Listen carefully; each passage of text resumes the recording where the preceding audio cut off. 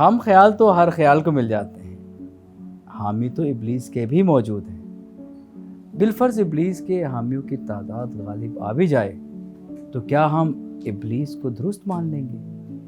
کسی بات کی حمایت میں زیادہ لوگ کھڑے ہیں یہ سچائی کی دلیل نہیں ہے، اکثر تو مان کر ہی نہیں دیتے۔ سچائی کا چہرہ تو کبھی کبھار ہی نظر آتا ہے، اور جو سچ نہیں ہے اس نے تو واویلا مچا رکھا ہے۔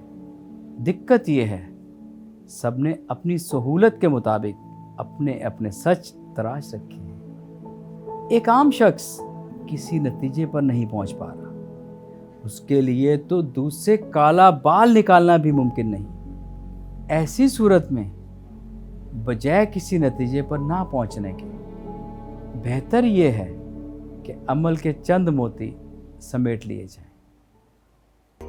افراد نہیں، ناگزیر نظریات ہوا کرتے۔